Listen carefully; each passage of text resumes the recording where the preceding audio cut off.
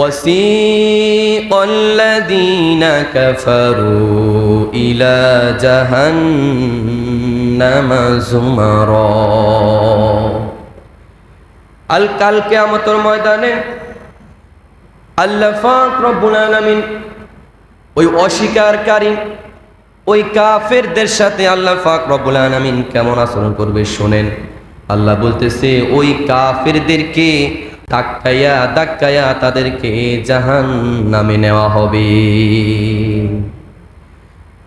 একটা ছাগল অথবা কুকুর দেখবেন গলার মধ্যে রশি লাগাইয়া এভাবে টেনে টেনে তাকে আনা হয়। তো জাহান্নামীদেরকে এইভাবে ফেরেশতারা টেনে হিস্টে তাদেরকে জাহান্নামের ময়দানে আনবে, তাদেরকে জাহান্নামের সামনে আনা হবে। আল্লাহ পাক রব্বুল আলামিন তারপর বলেন হাত্তা ইযা জাউহা ফুতিহাত আবওয়াবুহা, তাদেরকে যখন জাহান্নামের ফেরেশতারা জাহান্নামের সামনে ওই জাহান্নামের দরজার সামনে আনবে, বেজ্জতির সাথে অপমানের সাথে লাঞ্ছিত অবস্থায় তাদেরকে টেনে হিস্টে তাদেরকে ধাক্কায়া ধাক্কায়া ওই জাহান্নামের দরজার সামনে যখন আনা হবে, এবার জাহান্নামের রক্ষী ফেরেশতা যার নাম হচ্ছে মালিক, জাহান্নামের রক্ষী ফেরেশতার নাম কি বলেন না, নাম কি? মালিক। এই জাহান্নামের রক্ষী ফেরেশতা তার নাম হচ্ছে মালিক।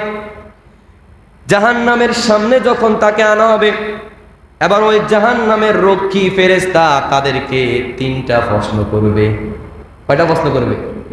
তাদেরকে তিনটা প্রশ্ন করবে। এই প্রশ্নগুলো শুনেন আর উপলব্ধি করেন যে আমরা কোন দিকে যাইতেছি।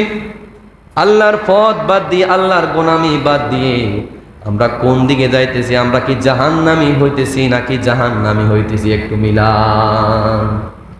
ওই জাহান্নামী রক্ষী ফেরেশতা তাকে বলবে وَقَالَ لَهُمْ خَزَنَتُهَا أَلَمْ يَأْتِكُمْ رُسُلٌ مِّنكُمْ।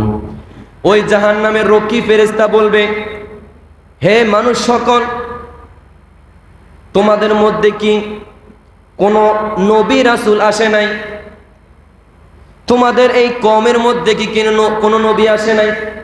তাদেরকে এক নম্বর প্রশ্ন করা হবে, তোমাদের কাছে কি কোনো নবী অথবা রাসূল অথবা আলেম ওলামা তোমাদের কি কোনো ইসলামের দ্বীনের দাওয়াত দেয় না? তোমাদের কাছে কি কোনো রসুল আসে না? কোনো রসুল অথবা কোনো আলেম কোনো বুজুর্গ তোমাদেরকে কি বুঝাই নাই যে এই দিন এত ভয়ঙ্কর হবে, একদিন তোমাদেরকে এই জাহান্নামে আসতে হবে? এক নম্বর কথা যে তোমাদের কাছে কি কোনো রসুল আসে না। অথচ আল্লাহ বলতেছে আমি পৃথিবীতে যত কওম ছিল সকল কওমের কাছে, সকল মানুষদের কাছে আমি নবী রাসূল প্রেরণ করেছি। সুবহানাল্লাহ বলেন। সকল কওমের কাছে নবী রাসূল পাঠানো হয়েছে, কোনো কওম বাদ নাই। বনি ইসরাইলদের কাছে প্রায় শতাধিক নবী তাদের কাছে পাঠানো হয়েছে। তারপরে কওমে লূত, কওমে মাদিয়ান, এভাবে সামুদ জাতি, আদ জাতি, যেই জাতিগুলার কথা আল্লাহ পাক রব্বুল আলামিন কোরআনুল কারীম আমাদের জানিয়ে দিয়েছেন, এই সকলের কাছে আল্লাহ পাক রব্বুল আলামিন তার বার্তাবাহক নবী এবং রাসূল পাঠিয়েছেন। ওই জাহান্নামী ফেরেশতা তাদেরকে প্রথম প্রশ্ন করবে, তোমাদের কাছে কি কোনো রাসূল আসে নাই? তোমাদের কাছে কি কোনো নবী আসে নাই? তোমাদের কি এই দিন সম্পর্কে, এই জাহান্নামের ভয়াবহ আযাবের কথাই কি তোমাদেরকে শোনায় না? নবী রাসূলরা এসে মানুষদেরকে আল্লাহর দ্বীনের দাওয়াত দিতেন, জাহান্নামের ভয়াবহ কথা বলতেন যে জাহান্নামে এরকম আযাব দেওয়া হবে, এরকম শাস্তি দেওয়া হবে, তাদেরকে সতর্ক করতেন। নবী রাসূলদের দায়িত্ব ছিল কি এইটা। আজও আলেম ওলামাদের দায়িত্ব কি এইটা, যে কোনটা সঠিক কোনটা ভুল, এটা জান্নাতের পথ এটা জাহান্নামের পথ, এটা ধরিয়ে দেওয়া, দেখিয়ে দেওয়া, বুঝিয়ে দেওয়া, এটাই কাজ। এছাড়া কোনো আলেমকে দাওয়াত দেওয়া হয় নাই, কোনো নবীকে দাওয়াত দেয় না হয় নাই যে একজন নামাজ পড়ে না, তাকে আপনি ফিটাইয়া ফিটাইয়া মসজিদে আনেন, তাকে আপনি ধরে ধরে মসজিদে আনেন। এই দায়িত্ব কোনো নবী রাসূলকেও দেওয়া হয় নাই, কোনো আলেম ওলামাকেও দেওয়া হয় নাই। আল্লাহ বলতেছে ফাযাক্কির ইন্নামা আনতা মুযাক্কির, নবী আপনি বুঝান, মানুষকে ডাকেন, তাদেরকে এই দিনের সম্পর্কে বুঝান, তাদেরকে আপনার দিনের দিকে আনেন, তাদেরকে বলেন। কিন্তু আমি আপনাকে তাদের জন্য দারোগা বানাই নাই। দারোগার দায়িত্ব কি? আর আসামি যখন দোষ করে, যখন হাজিরা না দেয়, তখন দারোগা এসে তাকে হাত কড়া লাগায়, কি আবার নিয়ে যায়। কিন্তু আল্লাহ বলতেছে আপনাকে আমি সেই দায়িত্ব দেই নাই যে আপনি মানুষকে হাত কড়া লাগাইয়া মসজিদে আনবেন, এই দায়িত্ব আপনাকে কি দেই না। সম্মানিত উপস্থিতি, আল্লাহ পাক রব্বুল আলামিন আমাদেরকে জানিয়ে দেন যে কিয়ামতের ময়দানে পরিস্থিতি কেমন হবে। এখন থেকে যেন আমরা ভালো হয়ে যাই, এখন থেকে যেন আমরা আল্লাহর পথে ফিরে আসি। তাহলে জাহান্নামের রক্ষী ফেরেশতা 1 নম্বর প্রশ্ন করবে যে তোমার কাছে কি কোনো রসুল আসে না? 1 নম্বর প্রশ্ন। এবার 2 নম্বর প্রশ্ন আসুন। প্রত্যেক নবী রাসূলকে আল্লাহ তাআলা কিতাব দিয়েছেন, প্রত্যেক জাতিদেরকে আল্লাহ তাআলা কিতাবের মাধ্যমে মানুষকে হেদায়েত দিয়েছেন। এই কিতাবের মাধ্যমে জাহান্নাম জান্নাত এগুলা সম্পর্কে বুঝিয়েছেন। এবার 2 নম্বর প্রশ্ন হলো, আল্লাহ পাক রব্বুল আলামিন বলতেছেন ইয়াতলু আলাইকুম আয়াতি রাব্বিকুম। ওই জাহান্নামের রক্ষী ফেরেশতা বলবে যে তোমাদের কাছে কি আল্লাহর কোনো নিদর্শন আসে নাই? আল্লাহর কোনো আয়াত আসে নাই? আল্লাহর কোনো কি কিতাব আসে নাই? তোমাদের কাছে কি আল্লাহর কোনো নিদর্শন আসে নাই?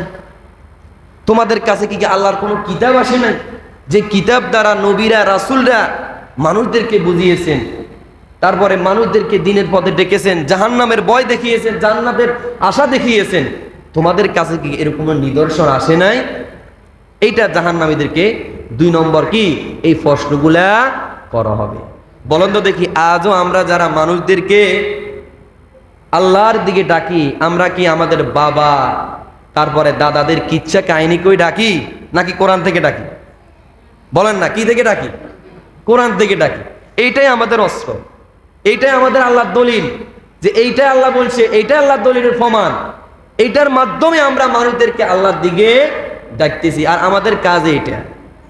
নিজের বাপ দাদার কিচ্ছা, নিজের পীর বুজুর্গের কিচ্ছা আমাদের কাছে নাই। আমাদের কাছে কি আছে? আল্লাহ রাসূলের হাদিস এবং কোরআন। এই 2টা দিয়েই মানুষকে হকের পথে ডাকতে হবে। এই 2টার বাইরে যদি কেউ কোনো আমল করতে বলে, তাহলে সে আমল আপনি করবেন না। হাদিসে যেটা নাই, কোরআনে যেটা নাই, সেটা যদি আপনি করতে যান, সেটা হয়ে যাবে বেদাত, সেটা হয়ে যাবে গুমরাহি। আল্লাহর কোরআনে এবং রাসূল সাল্লাল্লাহু আলাইহি ওয়াসাল্লাম তার হাদিসে যেগুলা দিয়েছে, এটাই আমাদের জন্য যথেষ্ট। এর বাইরে আমাদের আর কোনো কিছু প্রয়োজন নাই। সম্মানিত উপস্থিতি, ওই জাহান্নামী রক্ষী ফেরেশতা 2 নম্বর প্রশ্ন করবে ইয়াতলু আলাইকুম আয়াতি রাব্বিকুম। তোমাদের কাছে কি কোনো আয়াত, তোমাদের কাছে কি কোনো আমার নিদর্শন আসে নাই? এইগুলো 2 নম্বর প্রশ্ন। 3 নম্বর প্রশ্ন করা হবে ওয়ায়ুনযিরুনাকুম লিকা ইয়াউমিকুম হাযা। তোমাদের কি এই দিন সম্পর্কে তোমাদের কি সতর্ক করা হয় নাই? এই জাহান্নামের ভয়াবহ পরিস্থিতি, এই জাহান্নামের ভয়াবহ আযাব, এগুলা সম্পর্কে কি তোমাদেরকে সতর্ক করা হয় নাই? তাহলে কয়টা প্রশ্ন করছে? 3টা প্রশ্ন। 1 নম্বর, তোমাদের কাছে কি কোনো রাসূল আসে নাই? ওই রাসূলরা কি তোমাদেরকে কোরআন থেকে হাদিস থেকে বুঝাই নাই? তারপরে বলবে যে এই যে ভয়াবহ পরিস্থিতি হবে, জাহান্নামের এই ভয়াবহ আযাব, এই শাস্তি, এই সম্পর্কে কি তোমাদেরকে সতর্ক করে নাই? এবার দেখেন জাহান্নামীদের উত্তর কি আসে। জাহান্নামীরা কি উত্তর দিবে এবার শুনেন। ওই জাহান্নামীরা যাদেরকে 3টা প্রশ্ন করা হবে, এবার তারা নিজেদের ভাষায় উত্তর দিবে। তারা বলবে ক্বালু বালা। তারা বলবে হ্যাঁ অবশ্যই, আমাদের কাছে নবী রাসূল এসেছিল, আমাদের কাছে আলেম ওলামা এসেছিল, তারা আমাদেরকে এভাবে কোরআন থেকে হাদিস থেকে দলিল দিয়ে আমাদেরকে বুঝাইছিল, কিন্তু আমরা কিচ্ছি সেটা ওরা বলবে। তারা বলবে আমরা কি আচরণ করেছি তাদের সাথে। আলেম ওলামারা যখন আমাদেরকে কোরআন থেকে বুঝিয়েছিল, আলেম ওলামারা যখন আমাদেরকে হাদিস থেকে বুঝিয়েছিল, আমরা তখন তাদের সাথে কেমন আচরণ করেছি সেটাও শুনেন। তারা তাদের মুখ দিয়ে সেইটাও স্বীকার করবে আমরা আলেমদের সাথে কেমন আচরণ করেছি। তারা বলবে ক্বালু বালা ওয়ালাকিন হাক্কাত কালিমাতুল আযাবি আলাল কাফিরিন। তারা বলবে অবশ্যই অবশ্যই আমাদেরকে এই দিন সম্পর্কে আমাদেরকে সতর্ক করা হয়েছে। তারা জানার পরও এরকম করছে, অস্বীকার করেছিল। আল্লাহ পাক রব্বুল আলামিন সূরা মুলুকের মধ্যে বলতেছে ওয়াকালু লাউ কুন্না নাসমাউ আও নাকিলু মা কুন্না ফি আসহাবিস সাঈর। আল্লাহ পাক রব্বুল আলামিন আমাদেরকে বলতেছে কাল কিয়ামতের ময়দানে ওই জাহান্নামীরা তারা বলবে হায় আল্লাহ, আলেম ওলামা আমাদেরকে কোরআন থেকে বুঝিয়েছিল, আলেম ওলামা আমাদেরকে হাদিস থেকে বুঝিয়েছিল, আও নাসমাউ আমরা শুনি নাই, আমরা বুঝি নাই যে এই দিনে আমরা আসুন। এই যে পরিস্থিতি আমাদের শিকার হমু, আমরা এটা কি অস্বীকার করেছি, আমরা এটা বুঝতে চাই না। আল্লাহ বলতেছে অস্বীকার করার কারণে তাদের জন্য যে শাস্তি হওয়ার কথা এইটা তাদের উপরে বাস্তবায়িত হয়ে যাবে। এবার আসুন আল্লাহ তাদেরকে জাহান্নামের শাস্তি সম্পর্কে বলে দিবে। আল্লাহ পাক রব্বুল আলামিন এবার তাদেরকে জাহান্নামে প্রবেশের কথা বলবে। আল্লাহ পাক রব্বুল আলামিন বলেন কিলা দখুলু আবওয়াবা জাহান্নাম খালিদিনা ফিহা। আল্লাহ পাক রব্বুল আলামিন এদেরকে অর্ডার দিবেন কিলা দখুলু আবওয়াবা জাহান্নাম খালিদিনা ফিহা, অর্থাৎ তোমরা যদি আলেম ওলামার কথা শুনো নাই, এই জাহান্নামের শাস্তির কথা তোমরা বিশ্বাস করো নাই, আজ তোমরা কিলা দখুলু আবওয়াবা জাহান্নাম, তোমরা এই জাহান্নামে তোমরা আজকে প্রবেশ করো। যেহেতু আলেমের কথা শুনো নাই, আলেমরা বুঝাইছে, কোরআন থেকে বুঝাইছে, তোমরা এই দিনকে অস্বীকার করে নামাজ পড়ো নাই, আল্লাহকে ডাকো নাই, রাসূলকে ডাকো নাই, ইসলামের বিরোধিতা করেছে। যে আলেমরা তোমাদেরকে হকের কথা বলেছে তাদেরকে পিটাইছ, তাদেরকে মেরেছ, তাদেরকে জেলখানায় বন্দী করেছ, এরকম নানাবিধ জুলুম যোগ যোগ ধরে হয়ে আসছে। কোরআনের কথা হাদিসের কথা মানুষকে বলেছেন, মানুষকে বুঝিয়েছেন, তাদের কি অপরাধ? এটা অপরাধ। আর আমাদের সাইদি সাহেব যিনি প্রায় 50 বছর পর্যন্ত এই বাংলাদেশে কোরআন থেকে হাদিস থেকে তাফসীর করেছে, এমন কোন মানুষ বলতে পারবে না যে উনি কোরআন হাদিস বাদ দিয়ে ওনার বাবা দাদার কিচ্ছা বলেছে, কেউ বলতে পারবে? ওনার তাফসীর ছিল একদম সারগর্ভ, তাফসীর করে গেছে 50 বছর পর্যন্ত। তাকে পর্যন্ত জালেমরা এভাবে ইনজেকশন পুশ করে তাকে হত্যা করেছে। এটা আমাদের সামনে, এখানে আমরা যারা আছি সকলে ইতিহাস আমরা জানি, তাকে হত্যা করা হয়েছে। তাহলে দেখেন যোগে যোগে যে আলেমরা, যে নবী রাসূলরা আমাদেরকে দিনের কথা বলেছে, এই আখিরাত এবং জাহান্নামের শাস্তির কথা বলেছে, তাদেরকে মানুষ নানাবিধভাবে হত্যা করেছে। বনি ইসরাইল খুব নিকৃষ্ট জাতি ছিল। আমাদের এই যুগে মানুষ বিরোধিতা করে আলেম ওলামাদের সাথে, আর তখনকার যুগে ওই কওমরা বিরোধিতা করত ওই নবী রাসূলদের সাথে। তারা এতটাই জুলুমকারী ছিল, তারা একদিনে তাফসিরে পাওয়া যায় একদিনে 3 জন নবীকে তারা একসাথে হত্যা করেছে। নাউজুবিল্লাহ বলেন না? 3 জন নবীকে একসাথে তারা হত্যা করেছে, এতটাই নিকৃষ্ট জাতি ছিল। তো এই জন্য আমরা যারা আলেম ওলামারা দিনের দাওয়াত দিই, আমাদের উপরে যদি হামলা মামলা আসে আমরা ভয় করি না, আমরা ভয় করি না, কারণ আমাদের আদর্শ এটার উপরে যে হক কথা বলবো, হয়তোবা জেলখানায় যাবো, নয়তো মাটির নিচে যাব। এই দুইটাই জায়গা আমাদের জন্য সেফ, এর বাইরে দুনিয়ার কোনো জায়গা আলেম ওলামার জন্য সেফ না। এমন কোন আলেম উনি হকের কথা বলে ওনার উপর কোনো বিপদ আসে না। বুঝতে হবে, ইমাম তাইমিয়া বলতেছে আপনি হকের কথা বলেন, ওয়াজ নসিহত করেন, আপনার উপরে কোনো বিপদ আপদ আসে না। আপনি বুঝতে হবে যে আপনার দাওয়াত সঠিকভাবে হয় না, আপনার দাওয়াত সঠিকভাবে হচ্ছে না। এই কারণে আপনি কোনো জুলুমের শিকার হন না। আপনি দিনের দাওয়াত দেন, মানুষ আপনাকে হাদিয়া দেয়, আপনাকে খাওয়ায়, আপনাকে সুন্দরভাবে রাখে, আপনি বুঝতে হবে আপনি সঠিকভাবে আল্লাহর দ্বীনের দাওয়াত দিচ্ছেন না। তায়েফের ময়দানে রাসূল সাল্লাল্লাহু আলাইহি সাল্লাম তাদেরকে দ্বীনের হকের দাওয়াত দিয়েছিল। তায়েফের মানুষ তাকে ফুল দিয়েছিল, বলেন না, ফুল দিছে। সে ফাতরের আঘাত নিক্ষেপ করতে করতে তার দাড়ি মোবারক, চুল মোবারক, তার নাক, তার মুখ সবগুলা রক্ততে ভিজে গেছে। এটা পুরস্কার পেয়েছে। আর আমরা কি পাই? আমরা 3 বেলা খাবার পাই, আমরা মাস শেষে বেতনও পাই, আবার হাদিয়া তোফাও পাই। তার মানে আমাদের দাওয়াত সেই নবীর দাওয়াত হচ্ছে না। সম্মানিত উপস্থিতি, আল্লাহ পাক রব্বুল আলামিন ওই জাহান্নামীদেরকে বলবে, কিলা দুখুলু আবওয়াবা জাহান্নামা খালিদিনা ফিহা, আজকে তোমরা জাহান্নামে প্রবেশ করো, আর সেই জাহান্নামে তোমরা চিরস্থায়ীভাবে থাকবে, তোমাদেরকে সেই জাহান্নাম থেকে বার করা হবে না। নাউজুবিল্লাহ বলেন না। খালিদিনা ফিহা, সেখানে তোমরা চিরস্থায়ীভাবে থাকবে, তোমাদেরকে সেখান থেকে বার করা হবে না। তারপর বলতেছে আল্লাহ পাক রব্বুল আলামিন বলেন, ফাবিসা মাসওয়াল মুতাকাব্বিরিন, আল্লাহ পাক রব্বুল আলামিন বলেন সেই জাহান্নাম কতই না নিকৃষ্ট জায়গা, সেই জাহান্নাম কতই না নিকৃষ্ট জায়গা। কেমন নিকৃষ্ট এবার শুনেন। ওই জাহান্নামের ভয়াবহতা কেমন আপনি শুনলে অবাক হয়ে যাবেন। জাহান্নামের শাস্তি সম্পর্কে একটি আয়াত আপনাদেরকে শোনায়। এই আয়াতটা যদি আপনি বুঝতে পারেন, উপলব্ধি করতে পারেন, তাহলে আপনি বুঝতে পারেন জাহান্নামের শাস্তিটা কেমন হবে। ছোট্ট একটি আয়াত, এই আয়াতটা একটু বোঝার চেষ্টা করেন যে জাহান্নামটা কত ভয়ঙ্কর হতে পারে। আমরা তো জাহান্নামের ওয়াজ শুনি, কিন্তু আমাদের চোখ দিয়ে কোনো পানি বাইর হয় না। কারণ কি? আমরা জাহান্নামটাই বুঝি না যে জাহান্নামটা কি। জাহান্নামে কি আমাদের কি বিরিয়ানি খাওয়াবে, ফলাও খাওয়াবে, নাকি শাস্তি দিবে, সেটাও আমরা বুঝি না।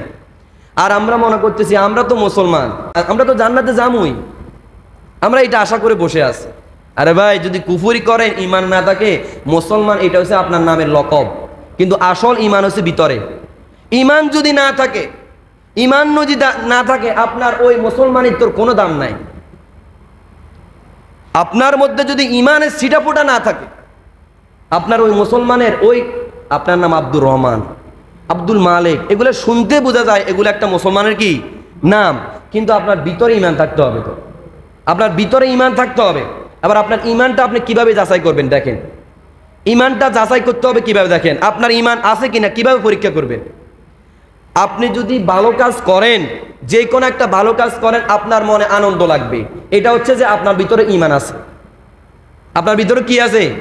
ইমান আছে। আর যদি আপনি কোনো ছোট থেকে ছোট একটা অপরাধ করেন, কিন্তু ওই অপরাধের জন্য আপনার কোনো অনুশোচনা নাই, আপনার কোনো ভয় নাই, কোনো চিন্তা নাই, তাহলে বুঝবেন যে আপনার ভিতরে ইমানের ঘাটতি আছে। কারণ ইমানদার যে ব্যক্তি, সে অপরাধ করে থাকতে পারে না, সে সাথে সাথে আল্লাহর কাছে ফিরে আসে, তাওবা করে, এটা হচ্ছে তার ইমানের লক্ষণ, এটা তার ইমানের পাওয়ার। আর যে ব্যক্তি অপরাধের পর অপরাধ করতে আসে, তার মধ্যে কোনো অনুশোচনা নাই, তার মধ্যে কোনো ভয় নাই, ওই ব্যক্তি বুঝতে হবে যে আমি নামে মুসলমান, কিন্তু আমার ভিতরে মুসলমানিত্ব নাই, আমার মধ্যে ইমান নাই। বুঝা গেছে? তাহলে আপনি চিন্তা করবেন ভালো কাজে আপনাকে আনন্দ দেয় কিনা, আর খারাপ কাজে আপনাকে অসন্তুষ্ট করে কিনা। আপনি এইটা বলেন কিনা, না আর একটা অপরাধ করছি, একটা ভুল করছি, আমার দ্বারা একটা ভুল হয়ে গেছে। এখন যেই ব্যক্তি এখন জুমার নামাজ পড়তে আসে, কিন্তু আসর নামাজ পড়ে না, তার মনে কোনো চিন্তাও নাই যে আমি আসর নামাজ পড়ি নাই, তার মনে কোনো ভয়ও নাই যে আমি আসর নামাজ পড়ি নাই। আসর পড়ে নাই, মাগরিব পড়ে নাই, কোনো ভয় নাই, এশার পড়ে নাই, কোনো ভয় নাই, ফজর পড়ে নাই, কোনো ভয় নাই। তাহলে আপনার কিসের বা ইমান আছে? কিসের বা ইমান আছে? তাহলে বুঝতে হবে আপনার ইমানের কি আছে? ঘাটতি আছে। ভাই বুঝতে হবে ইমান আমাকে পুরা করতে হবে। আর ইমান পরিপূর্ণ কিভাবে করবেন? মসজিদে বসে সুবহানাল্লাহ সুবহানাল্লাহ বললে ইমান পরিবর্তন হয়ে যাবে? ইমান এত সহজ না যে আপনি খালি মুখে আওড়াবেন সুবহানাল্লাহ সুবহানাল্লাহ সুবহানাল্লাহ, আলহামদুলিল্লাহ আলহামদুলিল্লাহ, আপনার ইমান বেড়ে যাবে না। ইমান এটা রক্ষা করার জিনিস। আপনার জীবন যতটা মূল্যবান, এর চেয়েও সবচাইতে বেশি মূল্যবান হচ্ছে আপনার ইমান। আপনার জীবনটা আপনি কতটুকু রক্ষা করবেন, কি দিয়ে রক্ষা করবেন, কোন হামলা থেকে রক্ষা করবেন, আপনার এই চিন্তা আছে। কিভাবে আপনি বিপদে পড়ে যান, কিভাবে আপনার ব্যবসায় লস হয়, এগুলা থেকে আমরা অনেক সতর্ক। কিভাবে আমার ছেলে সন্তান মারা যাবে, আমরা অসুখ হলে ডাক্তার কাছে নিয়ে যাই, হসপিটালে নিয়ে যাই, কত পেরেশান। সামান্য জ্বর হয়েছে ডাক্তার কাছে চলে যায়, কাশি হয়েছে ডাক্তার কাছে চলে যায়, কিন্তু আমার ইমান যে দিন দিন নষ্ট হয়ে যায় আমাদের এটা চিন্তাই নেই। তা আমি এই জন্য বলি, আমরা অনেকে ইমানটা আমরা আনি নাই, আমরা ইমানটা পেয়েছি। ইমানটা কি আমরা পেয়েছি, ইমানটা কি আমরা আনি নাই। এবার বলবেন যে হুজুর এই দুইটা কথার মধ্যে পার্থক্য কি? ইমান পেয়েছি অথবা ইমান এনেছি, এটার মধ্যে পার্থক্য কি? আবার আপনাকে একটা উদাহরণ দিই বলি। আপনি যদি এখানে সাবপাশে যাওয়ার সময় আপনার সাথে একজন লোক বসছে, ওই ব্যক্তি সুন্দর করে মোবাইলটা রাখি চলে গেছে, আপনার মোবাইলটা কি পাইছেন? আপনি মোবাইলটা কি পাইছেন, আপনি ওনাকে আর দেন নাই। এবার এই মোবাইলটা যখন আপনি বাড়িতে আনছেন তখন আপনি হেলায় খেলায় ব্যবহার করেন, যে জিনিসটা পাইছি কয়েকদিন আছে ব্যবহার করি, ঠিক না ভাই? কয়েকদিন মজা মস্তি করি, ব্যবহার করি, যেহেতু জিনিসটা কি আমি পাইছি। যদি এক বিটকেস টাকা পান, আপনি দেদারসে খরচ করবেন, আপনার কারণ চিন্তা হয়েছে কি আমি টাকা কি পাইছি। তারপরে যদি আপনি ওই টাকা অথবা ওই মোবাইল আপনি নিজে ক্রয় করেন, বাজার থেকে 20-30 হাজার টাকা দিয়ে একটা মোবাইল ক্রয় করেন, তখন আপনি ওই মোবাইলে কোনো দাগ পড়ে কিনা, মোবাইল হাত থেকে পড়ে যায় কিনা, মোবাইল পানিতে পড়ে কিনা, আপনার কত পেরেশানি, ঠিক না ভাই? কত পেরেশানি। কিন্তু ওই যেটা পাইছেন, চিন্তা করেন এটা হাত থেকে পড়লো বাকি, এটা পানিতে পড়লো বাকি, এটা তো পাইছি। তা আমাদের অনেকের ইমানের অবস্থা হয়ে গেছে এরকম, যে নামাজ পড়ি নাই, আমার ইমান চলে গেলে কি হয়েছে, এরকম হয়ে গেছে না? যে আমি এখন জোর নামাজ পড়তে পারছি, আসরের সময় পড়ি না, তো মনে চিন্তা এটা নামাজটা পড়লাম না, হুজুর বলছে যে নামাজ না পড়লে ইমান চলে যায়। তখন মনে মনে চিন্তা করেন চাইলে কি হয়েছে, একসময় নামাজ পড়ে আবার ভালো হয়ে যাবো, একসময় নামাজ পড়ে কি আবার ভালো হয়ে যাবো। তো আমরা ইমানটা কি আমরা পেয়েছি আমাদের বাপদাদার সূত্রে। আমার বাপদাদা মুসলমান ছিল, এই কারণে আমিও কি মুসলমান ঘরের সন্তান। কিন্তু ইমান এনেছিল আবু বকর রাদিয়াল্লাহু তাআলা আনহু, ইমান এনেছিল খাব্বাব, যাকে ইমান আনার কারণে তার ফিটের চামড়াগুলা জলসে দেওয়া হয়েছিল। এভাবে কয়লার মধ্যে তার ফিটটাকে এইভাবে শোয়া রাখা হতো। বেলাল রাদিয়াল্লাহু তাআলা আনহু ইমান আনার কারণে তাকে এইভাবে মরুভূমির মধ্যে এইভাবে ফেলে রাখা হতো, উত্তপ্ত বালুর মধ্যে। তার জিহ্বার মধ্যে এইভাবে কাঁটা ঢুকিয়ে দেওয়া হয়েছিল, শুধু ইমান আনার কারণে। সুমাইয়া রাদিয়াল্লাহু তাআলা আনহা, উনি ইমান আনার কারণে ওনাকে শহীদ করা হয়েছিল। তাহলে এই সাহাবীরা ইমান এনেছিল, এই কারণে তারা এত জুলুমের শিকার। কিন্তু আমরা তো ইমানটা পেয়েছি, এই কারণে আমাদের ইমান কোন জায়গায় দিয়ে যা কোন জায়গা দিয়ে আসে এটারও খবর নাই। এই কারণে আমরা দেদারসে গুনাহ করতেছি, নাফরমানি করতেছি, আমরা কুফরি করতেছি, আমাদের অন্তরে কোনো ভয় নাই যে ইমান আছে কিনা, ইমান আছে কিনা এই যন্ত্র মাপারও কোনো আমাদের কাছে মিশিং নাই। সম্মানিত উপস্থিতি, আমরা ইমান পাওয়ার কারণে এই ইমানের কদর আমাদের নাই। যদি ইমানটা আমরা আনতাম সেই খাব্বাবের মতো, খোবাইবের মতো, সেই বেলালের মতো, সেই সুমাইয়ের মতো, তাহলে আমরা ইমান হারানোর ভয় আমাদের থাকতো। কিন্তু যখন ইমানটা পেয়েছি তখন ওই মোবাইল ফোনের মতো আমাদের ওই মোবাইল ফোনটা হারাই গেলেও কি আর ওই ইমানটা হারাই গেলেও কি আমাদের কোনো ভয় নেই, দুটোটা একই সমান হয়ে গেছে। ভাই মুসলমান সে যদি ইমান তার না থাকে, তার ওই মুসলমানিত্বর 1% দাম নাই, তার ওই মুসলমানিত্বর 1% দাম নাই। এই কারণে ভাই ইমানটা আমাদেরকে রক্ষা করতে হবে। আপনার জানমাল চলে গেছে, টাকা পয়সা চলে গেছে, ঘর বাড়ি চলে গেছে, টেনশন নাই, টাকা পয়সা একদিন না একদিন কি হবে।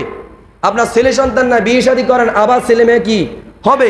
আপনার গাড়ি বাড়ি নেই, আপনার গাড়ি বাড়ি হবে, কিন্তু আপনার ইমান যদি নষ্ট হয়ে যায়, এটা আপনি যদি না আনতে পারেন মৃত্যুর আগ পর্যন্ত, আপনার বাঁচার রাস্তা নাই, আপনার কিন্তু বাঁচার রাস্তা নাই। এই কারণে সব সময় আমার সম্পদ হারানোর ভয়ে, আমার ব্যবসা বাণিজ্য হারানোর ভয়ে, এর চেয়েও বেশি ভয় হচ্ছে আমার ইমানটা চলে যায় কিনা, সেই দিকে খেয়াল রাখতে হবে। কোন নেতার পিছনে আপনি মিছিল দেন, কোন নেতার কথা শুনে আপনি আলেমদের গায়ে হাত তোলেন, আলেমদের বিরোধিতা করেন, তাহলে আপনি যেই নেতার মিছিল দেন, আপনি কি বুকে হাত দিয়ে বলতে পারবেন আপনার ওই নেতা নামাজ পড়ে, আপনার ওই নেতা কোনোদিন মিথ্যা কথা বলে নাই, বলতে পারবেন? সম্মানিত উপস্থিতি, আপনার নেতার কারণে আপনি ইমান নষ্ট করিয়েন না, দলের কারণে ইমান নষ্ট করিয়েন না। দল এখন বিএনপি, কয়েকদিন পরে আওয়ামী লীগ, কয়েকদিন পরে জামাত, পরিবর্তন করা যায়, কিন্তু ইমান এমন একটা জিনিস, এটা পরিবর্তন করার সুযোগ নাই। ঈমান একটাই, ঈমানের সাক্ষী একটাই, এটা আপনাকে নিয়েই আপনাকে কবরে যেতে হবে। আর যদি কবরে যদি আপনি ঈমান নিয়ে না যেতে পারেন, আপনার মৃত্যুর সময় থেকে আপনার শাস্তি শুরু, মৃত্যুর সময় থেকে আপনার আযাব শুরু হয়ে যাবে যদি ঈমান না থাকে। সম্মানিত উপস্থিতি, আবার আসুন জাহান্নাম সম্পর্কে আমরা সংক্ষিপ্তভাবে একটু জানি যে জাহান্নামের শাস্তিটা কেমন হবে। আল্লাহ পাক রব্বুল আলামিন বলেন, ওয়ালা ইম্মাসাতহুম নাফহাতুম মিন আযাবি রাব্বিক। আল্লাহ পাক রব্বুল আলামিন বলেন ওই জাহান্নামের শাস্তি কেমন হবে।